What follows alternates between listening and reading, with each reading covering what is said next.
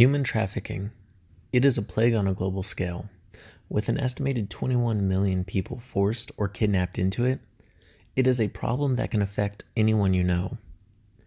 5.5 million of those who are sold into it or are being trafficked are children, being made to do forced labor or possibly even sex trafficking. It is a cruel realization that not only are people getting away with it, but that the net profits are just as out of hand, with an estimated 32 billion generated per year for denying people their life, their liberty, and treating them like property. Human trafficking is right in our own backyard. 29-year-old Cyntoia Brown had been locked up at Tennessee prison for 13 years after she was convicted of first-degree murder and aggravated battery and robbery and killing a man who hired her as a prostitute when she was 16. At trial, Brown's lawyers argued she was a runaway who was raped, abused, and forced into prostitution by a man known as Cutthroat. She will be eligible for parole after she turns 69. Brown's case re-entered the spotlight this month after a group of celebrities, including Kim Kardashian West, Rihanna, and Snoop Dogg, posted their support on social media with the hashtag #FreeCynthiaBrown.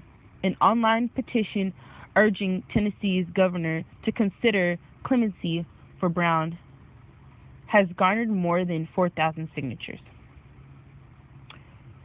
Renewed attention on Brown's case is shining a light on how the criminal justice system treats child victims of sex trafficking who commit crimes. Each year, more than 1,000 children are arrested for prostitution in the U.S. According to the Bureau of Justice Statistics, if Cyntoia Brown were arrested today, she would not be charged as a prostitute. She would be considered a young girl who's involved in sex trafficking. Tennessee law requires an automatic review of life sentence after 51 years. According to the Tennessean, at least 183 people in the state are serving life sentences for crimes committed when they were teenagers. 20 states have recently passed laws granting trafficked kids immunity for other crimes, such as truancy and underage drinking, according to the National Conference of State Legislatures. At least 29 states have laws that clear the criminal records of trafficking victims for other crimes. This is Cyntoia Brown's story. Here are some statistics of showing human trafficking in the U.S. More than 31,600 total cases of human trafficking have been reported to the hotline in the last 8 years.